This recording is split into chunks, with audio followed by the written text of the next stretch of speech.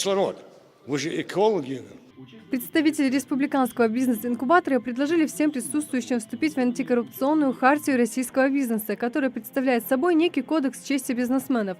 Начальник отдела Росприроднадзора, в свою очередь, напомнил о необходимости всем предпринимателям зарегистрировать свой бизнес-проект на сайте Росприроднадзор до 1 января 2017 года. Все юридические лица, индивидуальные предприниматели, все, кто занимается производственной, хозяйственной или любой другой деятельностью на территории субъекта, они все обязаны зарегистрироваться и стать на учет. В новом рейтинге по коррупции Россия занимает 119 место из 167, наравне с Ливаном, Киргизией, Ираном и Камеруном. А самыми некоррумпированными признаны скандинавские страны – это Финляндия, Швеция и Дания. Почему бы не воплощать в нашем обществе лучшие практики зарубежных стран, которые уже апробированы, объективно приносят пользу? Представители власти полагают, что в этом нет ничего зазорного, и изобретать велосипед тут не нужно. Проповедуем ислам. Ислам запрещает давать взятки и получать, и считает это большим грехом. Большим грехом.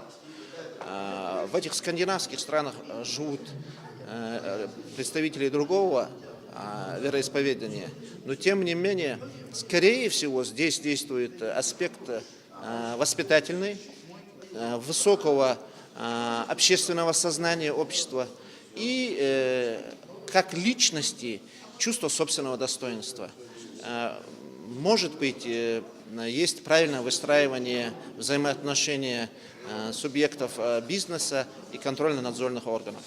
12 лет назад Россия подписала Конвенцию ООН против коррупции. Этот международно-правовой документ обязывает государство преследовать в уголовном порядке взятки, хищение бюджетных средств и легализацию коррупционных доходов. Ведь в конечном итоге коррупция тянет за собой сокращение доходов бюджета, а это влечет за собой падение жизненного уровня в обществе. Марина Муталиева, Адам Далаков, Новости 24.